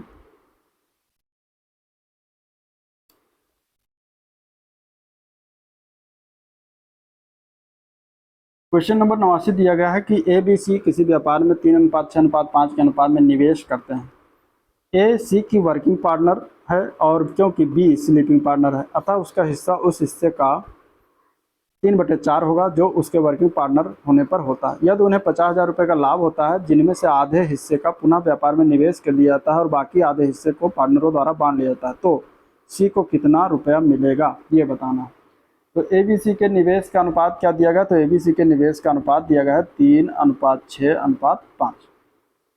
ए बी सी का वास्तविक निवेश क्या होगा, तो वास्तविक निवेश हो जाएगा 3:6, यानी कि बी में जो कहा गया स्लीपिंग पार्टनर है तो उसका हो जाएगा 3/4 हिस्सा है, 3/4 से गुणा कर देंगे अनुपात 5। अब यहाँ से अगर हम इसको सॉल्व करते हैं 3:4.5 हो जाएगा, क्योंकि क्या है बी स्लीपिंग पार्टनर है, ठीक है। तो इस तरीके से हो जाएगा, ये वैल्यू आ गई। अब कुल लाभ कितना है, कुल लाभ जो दिया गया है वो है 50,000, 50,000 दिया गया कुल लाभ, और जो कि लाभ का आधा हिस्सा पुनः निवेश कर दिया था, अतः शेष लाभ कितना बचेगा, इसमें घटा देंगे आधा हिस्सा, मतलब कि बाई 2 कर देंगे, तो ये हो जाएगा 25,000। तो शेष लाभ 25,000 बचता है। तो अब हम इसमें निकालेंगे सी का हिस्सा, 25,000 में सी का हिस्सा बताना क्या होगा। तो सी का हिस्सा हो जाएगा 25,000 में 25,000 गुणे सी का वैल्यू है 5 बटे, इनको हम नीचे तीनों अनुपातों को जोड़ देंगे, तो हमें निकल कर आ जाएगा ये सी का हिस्सा, ठीक है। अब इसको गुणा भाग करिए, 25,000 गुणे 5 बटे 5 3 8 4 12, तो 12.5 हो जाएगा, ठीक है। और इसको सॉल्व करते हैं तो 12 तो हमें दशमलव हटाएंगे, तो यहाँ से हटेगा तो ये 0 बढ़ जाएगा, 50 हो जाएगा 125, 25 से काटते हैं 25 पंचे 125, 25 से कम 25, ये हो जाएगा 1,000, 5 दाहियम 50, 1,000 गुणे 10 यानी कि हो जाएगा 10,000, और यही हो जाएगा सी का हिस्सा, यही हमें निकालना था, तो सी पार्ट इसका राइट हो जाएगा, ठीक है। इस तरीके से निकालेंगे। चलिए नेक्स्ट क्वेश्चन देखते हैं, क्वेश्चन नंबर 90। क्वेश्चन नंबर 90 दिया गया है, कोई डेयरी गाय का दूध जिसमें वसा यानी कि फैट का प्रतिशत 10% है और भैंस के दूध के साथ मिलाती है जिसमें 20% वसा है, तो परिणामी मिश्रण में वसा जो होता है वैल्यू वो 120/7% होता है। तो गाय का दूध किस अनुपात में भैंस के दूध साथ मिलाया गया, ये पूछा गया, ठीक है। गाय और भैंस के दूध मिलाए गए हैं, तो ये क्वेश्चन नंबर 90 है। तो गाय का दूध और भैंस का दूध, ठीक है, दोनों हो गया, यहाँ पे लिख गए। अब क्या करेंगे, गाय का दूध है जिसमें फैट कितना है 10% और भैंस के दूध में 20% है, इन दोनों को मिलाया गया तब परसेंटेज कितना आया 120/7%, ठीक है, 120/7 आया, ठीक है। तो यहाँ से हम क्या करेंगे, इसको इससे घटाएंगे, इसको इससे घटाएंगे, तो यहाँ पे घटाने पर आ जाएगा 20/7, इसको जब घटाएंगे 10 - 120/7 तो ये हो जाएगा 50/7 के। इन दोनों का अनुपात निकालेंगे तो यहाँ से क्या हो जाएगा, 7 से 7 कैंसिल हो जाएगा, 0 से 0 कैंसिल हो जाएगा, तो 2:5 आ जाएगा, ठीक है। और यही अभीष्ट अनुपात हो जाएगा, इन दोनों का रेशियो हो जाएगा 2:5, जो कि दिया गया है ए पार्ट ही इसका राइट हो जाएगा। चलिए क्वेश्चन नंबर 90 हो गया। आप देखते हैं क्वेश्चन नंबर 91 दिया गया है क्वेश्चन कि बी की तुलना में ए 40% अधिक दक्ष है और बी की तुलना में सी 20% कम दक्ष है। एक साथ मिलकर वे तीनों किसी काम को 5 दिनों में पूरा करते हैं। ए अकेले ही उस काम का 70% कितने दिनों में पूरा करेगा, ये बताना है। चलिए इसको लगाते हैं, कैसे लगाएंगे। 91 नंबर क्वेश्चन है। यहाँ पे क्या बताया गया है कि ए बी सी दोनों कार्य क्षमता का अनुपात दिया गया है, तो हम उसको निकालते हैं। ए बी सी की कार्य क्षमता का अनुपात यहाँ पे दिया गया है कि कितना कम है, 40% अधिक दक्ष है, यानी कि अगर हम इसको लिख दें 140% अधिक है। बी का मान लेते हैं 100, तो इससे 140% हो जाएगा, और बी से कह रहा है सी का 20% कम है, मतलब कि 80 मान लेते, 80 हो जाएगा, सॉरी 80 हो जाएगा। यहाँ पे सी कितना हो जाएगा, 80 हो जाएगा। तो इस तरीके से हमारा ये निकल के आएगा। और सॉल्व करते हैं तो 0 सभी से कैंसिल हो जाएगा, बाकी बचेगा ये 7:5:4 के। ये हो जाएगी कार्य क्षमता, कितने कार्य करेंगे, ठीक है, पर डे। तो कुल कार्य कितना हो जाएगा, कुल कार्य क्या होगा, 7 + 5 + 4, तो 7 + 5 + 4 ये हो जाएगा।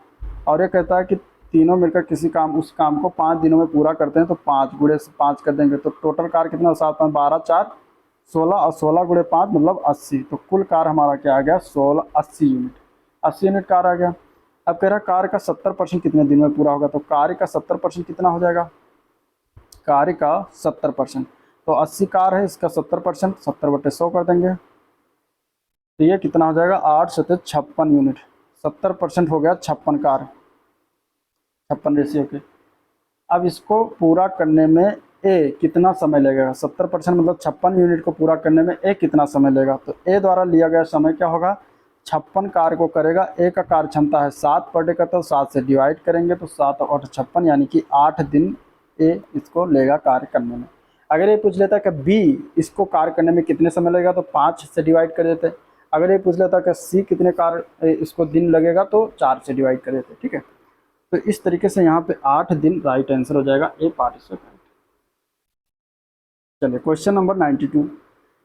92 नंबर क्वेश्चन क्या दिया गया है? दिया गया है कि एक रेसिंग कार ट्रैक पर 108 किलोमीटर प्रति घंटा की औसत गति से एक चक्कर पूरा करने के लिए 15 मिनट का समय लेती है। ठीक है, एक चक्कर पूरा करने के लिए कितना? 15 मिनट का समय लेती है। एक चक्कर को 12 मिनट में पूरा करने के लिए इसकी गति कितनी बढ़ानी चाहिए? एक चक्कर को अगर 12 मिनट पूरा कराना है तो उसकी कितनी गति बढ़ानी चाहिए, ये पूछा गया है। ठीक है, कोई कार है जिसको एक चक्कर पूरा करने में कितने समय लेती है? 15 मिनट समय लेती है। ठीक है, यहाँ चलती है, यहाँ तक पहुँचने में उसको 15 मिनट का समय लगता है। तो कुल उसकी दूरी निकाल लेते हैं, डिस्टेंस। डिस्टेंस कितनी हो जाएगी? 108 किलोमीटर प्रति घंटा की स्पीड से चलती है, 15 मिनट का समय लेती है, तो 15 को हम बदलेंगे घंटे में तो 15/60 कर देंगे। इसको गुणा भाग करेंगे तो ये आ जाएगा 27 किलोमीटर। टोटल दूरी कितनी आ गई? 27 किलोमीटर। अब 12 मिनट में एक चक्कर पूरा लगने में कितनी चाल लगेगी? 12 मिनट में उसको एक चक्कर लगाने में कितनी चाल से चलने में लगेगा उसको। ठीक है, तो 27 किलोमीटर की दूरी है, चाल हमें ज्ञात करना है। ठीक है, चाल ज्ञात करना है, 12 मिनट का समय है तो 12 को हम बदलेंगे घंटे में, 12/60 करेंगे। 60 ऊपर जाएगा, 27 × 60/12 हो जाएगा, 12×5 60, 27 × 5 हो जाएगा, 135 किलोमीटर पर आवर स्पीड से उसको चलना पड़ेगा। तो गति में वृद्धि कितनी हुई? 135 उसको चलना पड़ा, 108 पहले था, इसको घटा देंगे तो आ जाएगा 27 किलोमीटर पर आवर की स्पीड उसको बढ़ाना पड़ा। तो यहाँ आंसर यही पूछा गया था, 27 राइट आंसर हो जाएगा, जो कि सी पार्ट में दिया गया है। ठीक है, चलिए क्वेश्चन नंबर 93 देखते हैं। क्वेश्चन नंबर 93 दिया गया कि कोई रेलगाड़ी एक खंभे को 12 सेकंड में और 170 मीटर लंबा पुल है उसको 36 सेकंड में पार कर लेती है, उस रेलगाड़ी की चाल बतानी है। अब रेलगाड़ी की इसमें जो है आपको दूरी नहीं दिया कि रेलगाड़ी कितनी लंबी है। ठीक है, चलिए 93 की अगर हम बात करेंगे तो यहाँ रेलगाड़ी की लंबाई हम मान लेते हैं कि L मीटर है। तो L मीटर है तो रेलगाड़ी की चाल क्या हो जाएगी? चाल क्या हो जाएगी?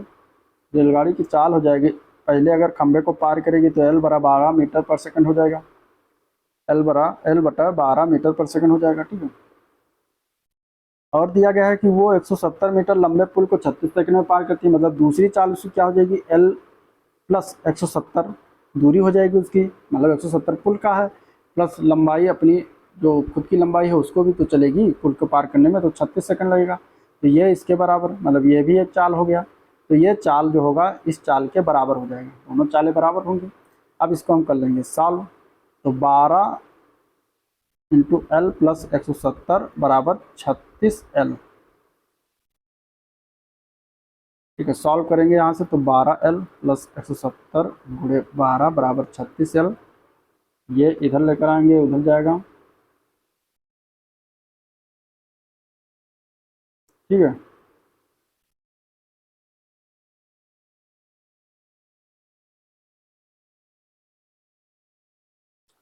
चलिए तो 12L इधर आएगा। देखिए 12 से हम लोग पूरे में डिवाइड कर देंगे तो ये हो जाएगा L + 170 = 12, 3L हो जाएगा। ठीक है, तो 170 बराबर हो जाएगा 3L - L, तो ये हो जाएगा 2L। 2L = 170 के, तो L बराबर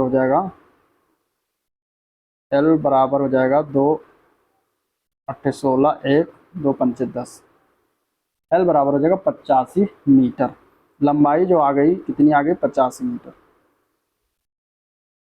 अब हमें रेलगाड़ी की चाल निकालना, तो L/12 हमने मान लिया, तो 85/12 कर देंगे, ये मीटर पर सेकंड है। हमें जो देना उत्तर किलोमीटर प्रति घंटा में, तो मीटर पर सेकंड को किलोमीटर प्रति घंटा में बदलने के लिए हम 18/5 से क्या कर देंगे? गुणा कर देंगे। तो ये गुणा करने के बाद जो सॉल्व करेंगे, 6 दूनी 12, 6 त्रिक 18, 5 17 17 51/2 हो जाएगा ये, यानी कि 25.5 किलोमीटर प्रति घंटा स्पीड रेलगाड़ी की होगी।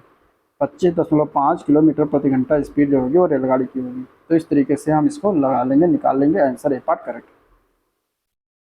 चलिए क्वेश्चन नंबर 94। क्वेश्चन नंबर 94 दिया गया है, एक आदमी नाव के द्वारा धारा के प्रतिकूल 900 मीटर की दूरी 12 मिनट में तय कर सकता है और आरंभिक बिंदु पर 9 मिनट में वापस आ सकता है। उस आदमी की स्थिर जल में गति किलोमीटर प्रति घंटे में क्या होगी? तो धारा के प्रतिकूल दिया गया है, हम निकालेंगे धारा के प्रतिकूल आदमी की चाल। ठीक है, प्रतिकूल आदमी की चाल क्या होगी? चाल, ठीक है, धारा के प्रतिकूल आदमी की चाल क्या हो जाएगा? तो 900 मीटर की दूरी है, 12 मिनट में तय करता है, तो 12 गुणे 60 कर देंगे। ठीक है, ये हो जाएगा सेकंड में, और इंटू इसको 18/5 से गुणा कर देंगे तो किलोमीटर पर घंटे में हो जाएगा। यहाँ इसको हम सॉल्व कर देंगे तो 6 दूनी 12, 6 त्रिक 18, 1 0 से कैंसिल हो जाएगा, 3 दूनी 6 हो जाएगा। ठीक है, 5 से कैंसिल करेंगे, 5 1 5, 4 5 8 40, 18 हो जाएगा, 2 9 18, तो 9/2 आ जाएगा, 9/2 किलोमीटर पर हावर। ये आ गई धारा के प्रतिकूल आदमी की चाल। अब धारा के अनुकूल आदमी की चाल क्या होगा? अनुकूल आदमी की चाल, धारा के अनुकूल जब चलेंगे तो 900 मीटर की दूरी है, इसको चलेगा 9 मिनट में वापस आएगा, तो 9 गुणे 60 करेंगे मीटर पर सेकंड, इंटू इसको किलोमीटर प्रति घंटा में, तो 18/5 से गुणा करेंगे, फिर इसको काटा पीटा करेंगे तो यह आ जाएगा आपका 6 किलोमीटर पर हावर स्पीड। ठीक है, 2 स्पीड आ गई। अब स्थिर जल में गति क्या होगी? स्थिर जल में गति क्या होगी? तो स्थिर जल में गति होगी 9/2, तो पहली वाली चाल है प्लस 6, दूसरी वाली चाल बाई 2 कर देंगे। ठीक है, इस तरीके से निकाल लेंगे। यहाँ पे क्या हो जाएगा? 6 दूनी 12 और 9 21/2 दूनी 4, यानी कि 5 सही 1/4 किलोमीटर पर हावर स्पीड हो जाएगी। ये आपकी स्थिर जल में गति, तो 5 सही 1/4 किलोमीटर प्रति घंटा स्थिर जल में गति हो जाएगी। इस तरीके से हम लगा लेंगे। ठीक है, चलिए क्वेश्चन नंबर 95 देखते हैं। 95 दिया गया है, ए और बी की वर्तमान आयु का अनुपात 8:15 है। 8 वर्ष पहले उनकी आयु का अनुपात 6:3 था, 6:13 था। अब से 8 वर्ष बाद ए और बी की आयु का अनुपात क्या होगा? तो मान लेते हैं ए की वर्तमान आयु कितनी है? 8x, बी की वर्तमान आयु 15x है। अब प्रश्न के अनुसार क्या कह रहा है कि 8x, 8 वर्ष पहले मतलब 8x माइनस 8 कर देंगे और 15x माइनस 8 कर देंगे। ये था 6/13, ये 8 वर्ष पहले था। सॉल्व करेंगे इसको, 13 गुणे 8 104x माइनस 13 गुणे 8 104, ये बराबर क्या हो जाएगा? 15 गुणे 6 यानी कि 90x और 8 गुणे 6 मतलब कि 48। सॉल्व करेंगे तो यह हो जाएगा 14x बराबर 56, पक्षांतर करके x बराबर आ जाएगा यहाँ पे 4। ठीक है, तो ए की वर्तमान आयु क्या हो जाएगी?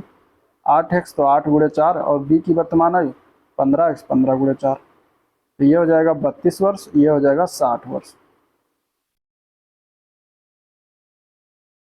अब 8 वर्ष बाद ए व बी की वर्तमान आयु का अनुपात पूछा गया है, तो 8 वर्ष बाद अगर हम देखें तो 32 प्लस 8, 60 प्लस 8 दोनों में जोड़ देते हैं, तो 32 8 40 प्लस 68। सॉल्व करेंगे तो ये हो जाएगा, 4 से काटेंगे तो ये 10 बार जाएगा और ये हो जाएगा 17 बार, तो 10:17 आ जाएगा। तो 10:17 इसका राइट आंसर हो जाएगा, जो कि डी पार्ट में दिया गया। ठीक है, तो इस टाइप के क्वेश्चन को हम इस तरीके से लगाएंगे, आंसर हो जाएगा डी ऑप्शन। चलिए क्वेश्चन नंबर 96 देखते हैं। 96 कुछ तरीके से पाई चार्ट दिया गया है। पाई चार्ट में 5 भाग में डिवाइड है। ठीक है, पाई चार्ट जो है 5 भाग में डिवाइड है, दिखाई नहीं दे रहा होगा तो इसको हम जो है पढ़े दे रहे हैं। 96 का नंबर पाई चार्ट दिया गया है, एक भाग ये हो गया, ये दूसरा, ये तीसरा, ये चौथा, ये पांचवा, ये। ठीक है, अब इसमें पूछा क्या गया है? पूछा गया कि विद्यार्थियों कितने विषयों में अपने औसत से अधिक अंक प्राप्त हुए। अब इसमें ये देखिए कितने कितने परसेंट दिए गए हैं। तो ए में दिया गया है 60%, इसमें दिया गया है ए, और ए का दिया गया है ये 60%। ठीक है, अब ये इस तरीके से हम लिख दे रहे हैं 60%। बी की अगर हम बात करेंगे तो बी का मान दिया गया है 24%, ये बी बराबर है 24%, और डिग्री में है, सॉरी परसेंट में नहीं, डिग्री में। इसके बाद यह है सी, सी का मान दिया गया है 68 डिग्री, 68 डिग्री। फिर दिया गया है टी, डी का मान दिया गया है 73 डिग्री, 72 डिग्री है। ठीक है, फिर इसके बाद है ई, ई का मान दिया गया 76 डिग्री। तो इस तरीके से वैल्यू दिया गया है। अधिकतम अंक 150 है, उसने कुल 600 अंक प्राप्त किया प्रत्येक विषय में। यह विषय है ABCD। अब दिया विद्यार्थियों कितने विषयों में अपने औसत अंक से अधिक प्राप्त हो। तो पहले हम औसत अंक निकालेंगे।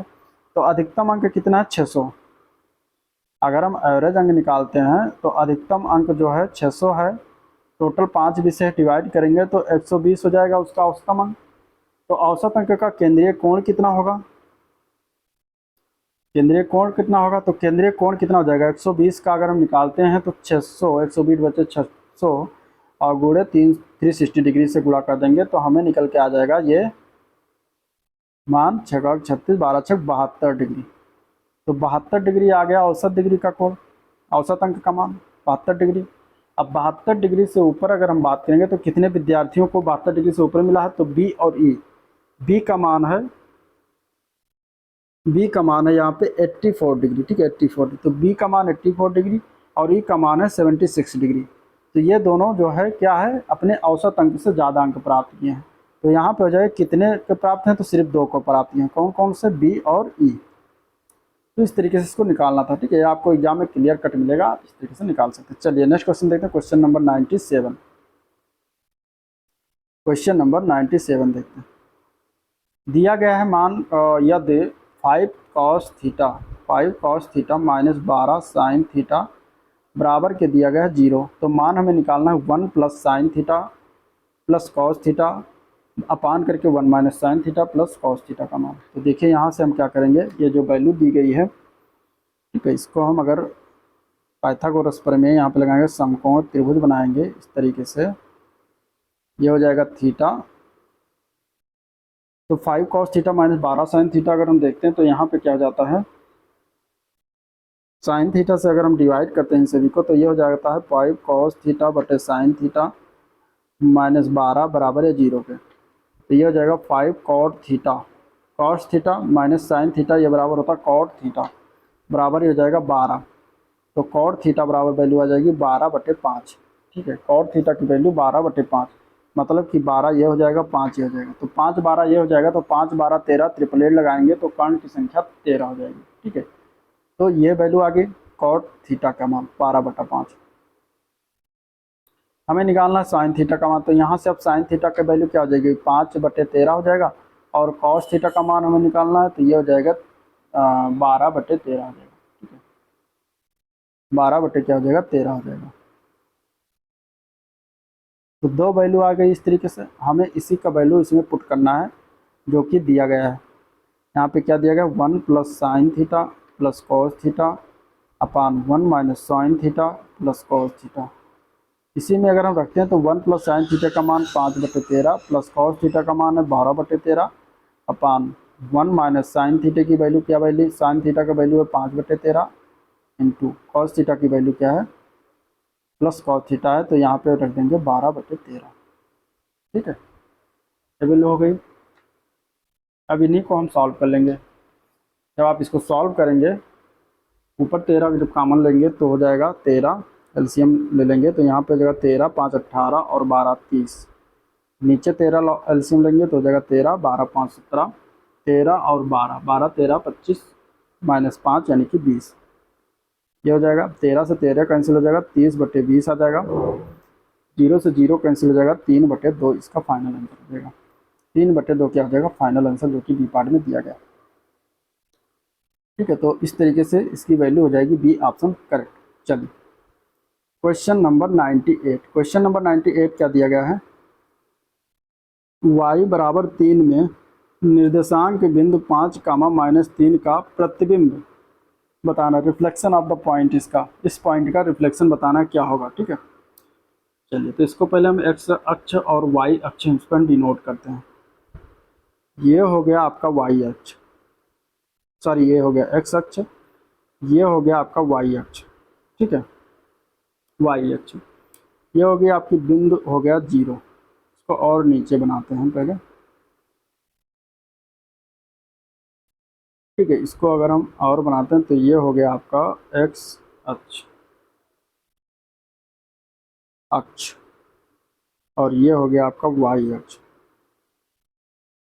ठीक है, वाई अक्ष। ये हो गया 0 पॉइंट, मतलब कि ओ बिंदु मान लेते हैं। अब अगर हम 5 5 - 3 को अगर हम डिनोट करें तो कैसे डिनोट करेंगे, तो मतलब 5 मतलब कि हम एक्स अक्ष पर 5 चलें, तो 5 चलते हैं, एक, ठीक है, 5 चल लेते हैं, 1 2 3 4 5, तो यहाँ हो गया 5, ठीक है। 5 के बाद फिर हम वाई अक्ष पर -3 मतलब इस साइड में जाएंगे, मतलब नीचे जाएंगे, ठीक है। तो नीचे जाएंगे वाई के इधर, तो 1 2 3, इधर चलेंगे तो निगेटिव वैल्यू, इधर जाएंगे तो पॉजिटिव वैल्यू होगी वाई की, और इधर आएंगे तो एक्स का निगेटिव वैल्यू होगा, और इधर जाएंगे तो एक्स का पॉजिटिव वैल्यू होगा, ठीक है।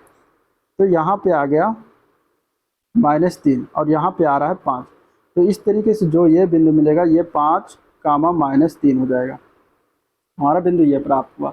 अब इसका अगर प्रतिबिंब में देखेंगे तो प्रतिबिंब कहाँ मिलेगा, प्रतिबिंब अगर देखेंगे तो इसके अपोजिट जस्ट ऊपर मिलेगा एक्स और वाई अक्ष में, यहाँ पे पॉजिटिव वाले में, ठीक है।